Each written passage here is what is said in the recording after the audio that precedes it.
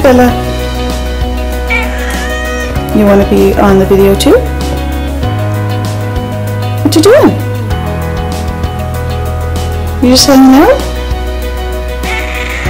Really? Are you hungry? Do you not have food? Life is hard when you're a cat in this house, isn't it? Hey, Bells. Bella, Bella, Bella. You know your name, don't you?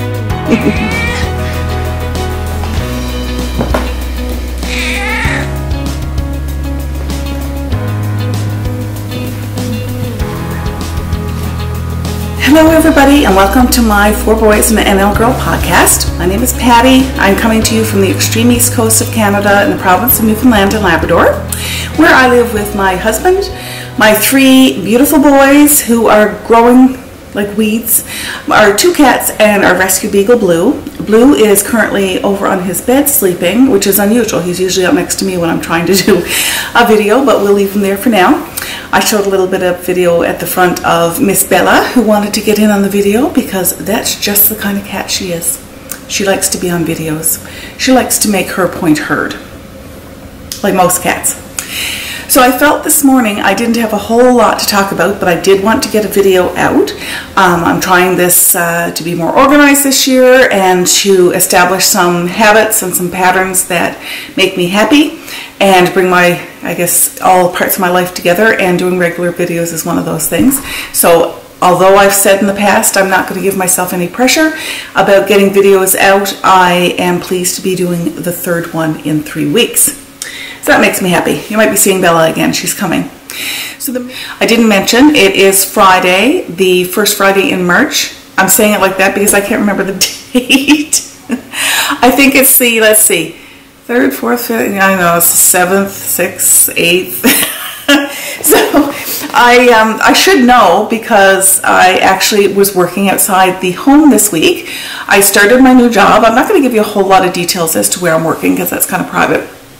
But it is a part-time job, and it's at a wonderful location. The people that I'm working with are really, really nice and very helpful and kind. Kind is what I need, because I have not worked in the outside the home workforce in 15 years.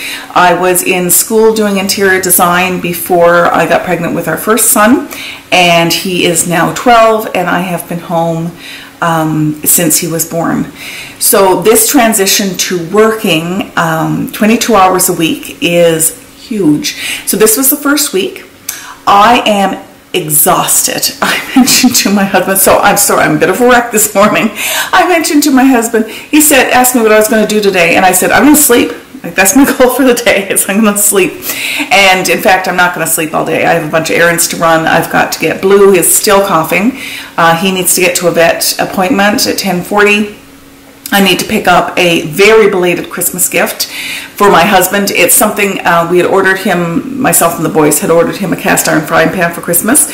We got a 17-inch cast iron frying pan, and it's, I should have measured the burners on our stove. I mean, 17 inches, it was huge, and it was too big.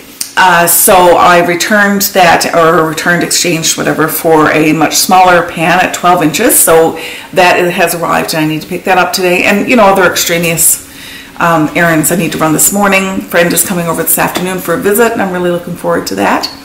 But back to the job, it went well. I'll have a blog post up, so if you're interested in hearing more from me in the writing realm, I will have another blog post up today about how I transitioned, or at least did the first week, managed to get through the first week of work and doing some meal planning, and what some of the recipes a couple of the recipes that I made, and some other things that I did just to make my transition back to work for myself and for everybody else in the house a little bit more seamless.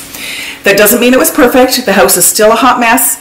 I managed to keep up with the bare minimum of things, and now today and tomorrow on the weekend I'm going to spend tidying and cleaning. But I think for a first week we did pretty good. I'm proud of how we did. So the main reason, I think I started to say this earlier, the main reason I got on this morning was to draw for prizes, because I had done a video a month ago and completely in the past 2 videos forgotten to draw. So I'm really, really sorry for any of those who have been waiting and waiting and waiting. So we had a giveaway a month ago. I think it was my first one after Flossmas, so it's quite a while ago. And it was for this Scarlet House pattern. And I'm going to insert it. So there was the Scarlet House pattern, just a second before I say that. And then I drew for the prize that we had last week, which was a gorgeous donation from Elm Tree Yarns, one of which was this beautiful, beautiful, beautiful Beatrix colorway of her strong sock base, and one of her needle cozy, sorry, not needle, yarn cake cozies. And there's Peter himself, little Peter Rabbit. Hope that's focusing and not focusing on me. It also comes with a book cover and a bookmark. So I'm just going to insert a little video here to show you who won. Good morning. I'm finally drawing prizes for the Scarlet House pattern that I showed a month ago. So let's do this.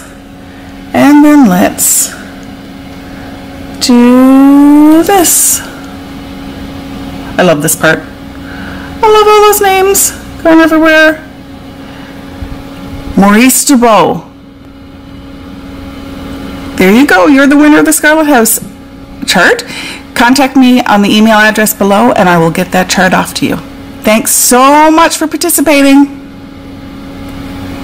And on to draw number 2 for the yarn and book cover and yarn sleeve goodie bag from Elm Tree Yarns in the UK. So let's get the YouTube comments. Let's see how many there were. 29. And then let's go over here for my favorite part. Yay! Carol Daly. You get a Carol is one of my regular commenters and a subscriber of the channel. Thanks so much, Carol, for participating. You are the winner of the yarn and the beautiful book cover and all that goes with that. Thanks! Congratulations to those winners. I am so pleased that Carol was one of the winners. Carol Daly, who is a regular commenter on my podcast, and it's wonderful for somebody who is a regular, a subscriber and be a regular commenter to win something. So Carol and Maurice. So both of you ladies, make sure you contact me at the email address below so that I can get your mailing address and get those lovely prizes off to you.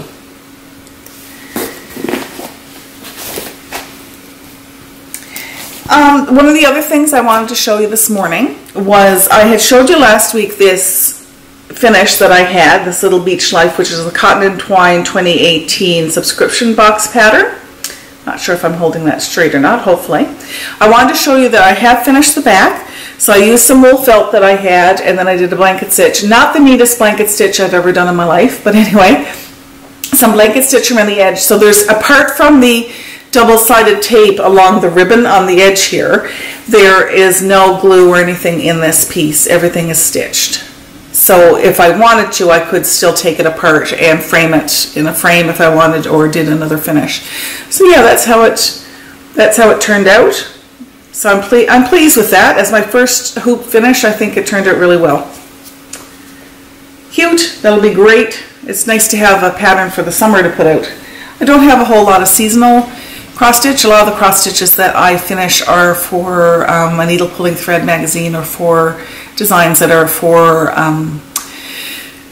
local not needle workshops, local like East Coast Quilt Company, where I have my kits and patterns. But once I finish the stitching, then they go to the shop as shop models, so I don't really actually have a whole lot here in my house. I think the next thing that I show you will be a cross stitch. I have to be honest, I have not cross stitched a whole lot this week, a couple stitches here and there, and I have not knit much this week. But I hadn't showed this last week, so I'm going to show it this week. This is a project. It's a Sampler Cove project, and one of Caroline at Off the Grid Needle Arts' lovely, lovely project bags that I'm addicted to. So this sampler, it's a Sampler Cove Our Anniversary sampler. You've seen this before. I'm stitching up on Irish cream colored casual 28 count linen, and I am using a silk, a beautiful, I know this is kind of a mess, but a beautiful variegated hand-dyed silk by Hand Dyed by Rolanda. And again, if I haven't already, I'll put all that information on the screen. So I'm going to insert a picture here to show you what this looked like before I started working on it again after Christmas.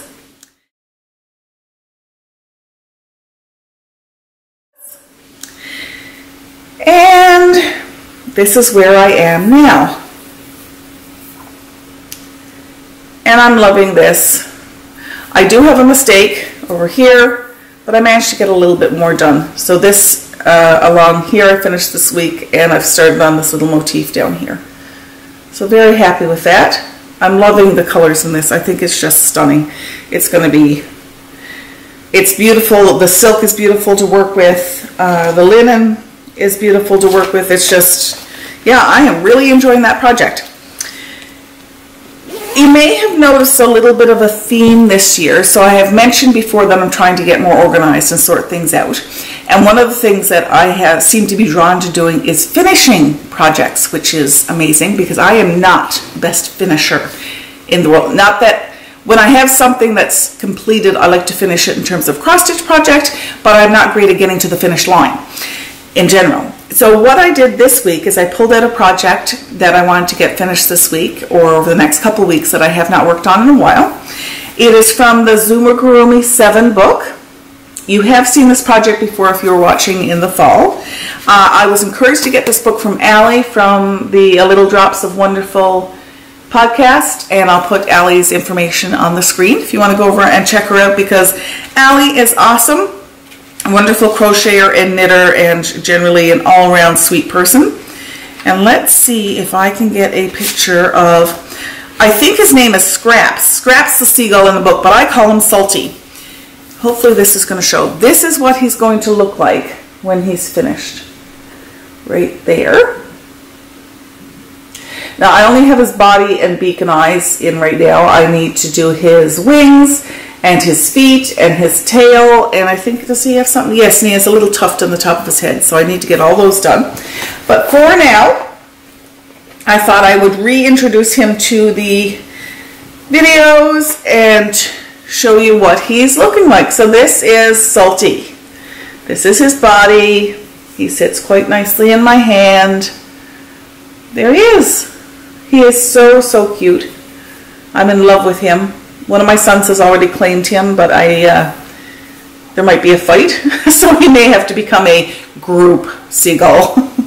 So I am mainly using Knit Picks Dishy for this project, and in a worsted weight 100% cotton. The only one I'm not that is not Dishy is Cot Lin in Knit Picks in black. So still very, very similar, still worsted weight. And I know, I apologize, that ball is quite the mess. So that is the next project that I'm working on in hopes of coming to a finish.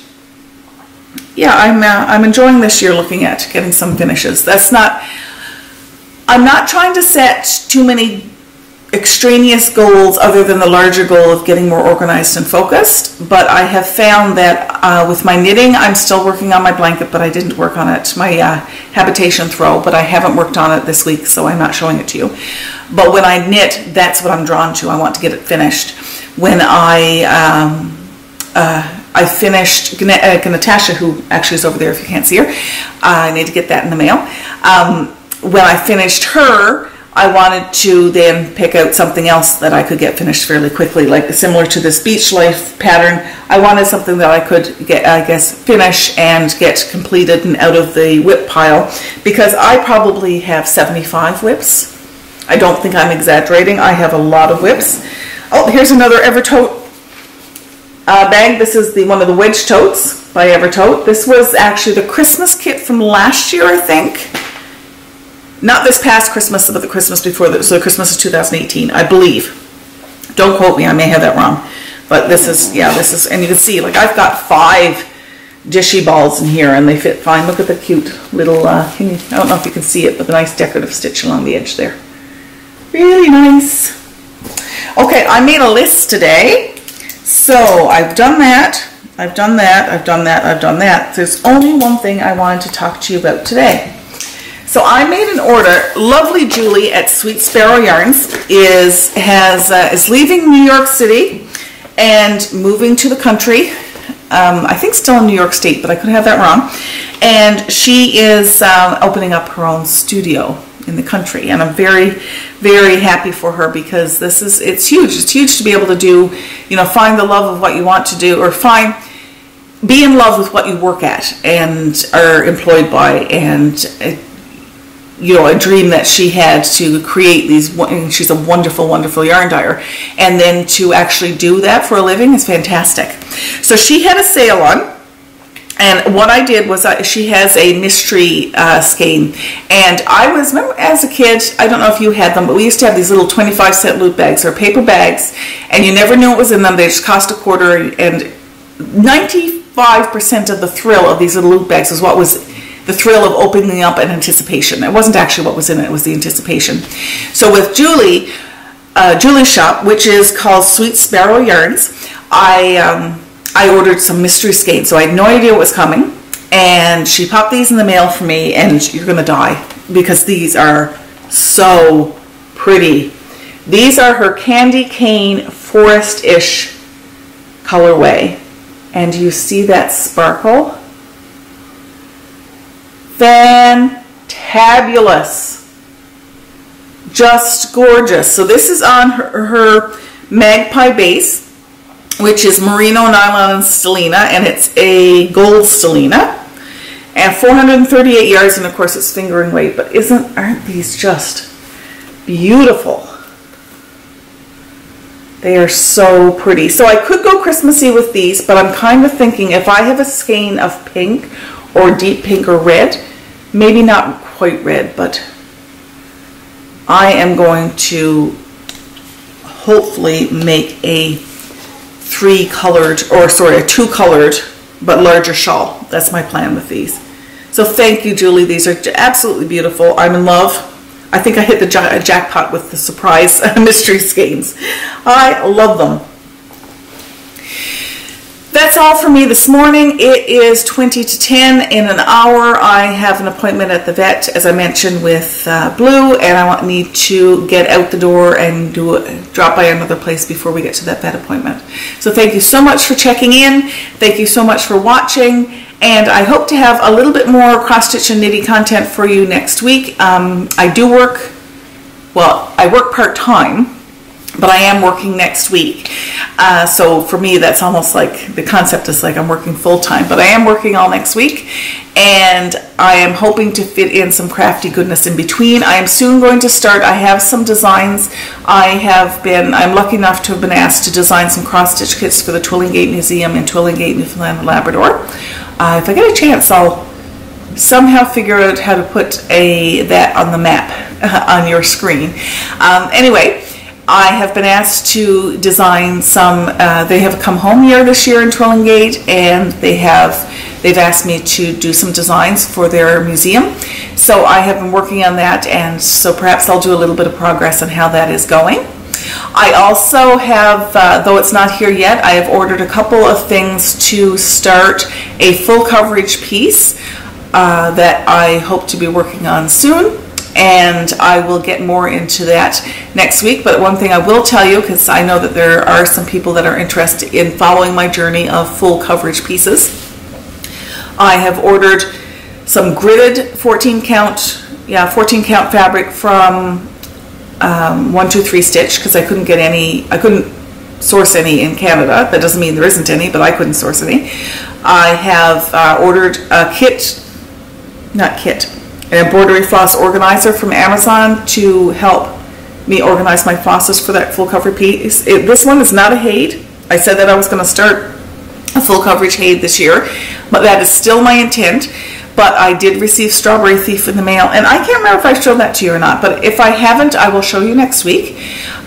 Regardless, I have started to, next I need to, well, there's two things I need to do. I need to photocopy the pattern, because I want them blown up, and I need those photocopied, and I also need to go pick up my floss. So I will help, I will go through the process with you of what I'm doing next week, but I will tell you that I have been watching Pam's Crafty Corner has information on her podcast about doing full coverage pieces. She has a video series on that, and so does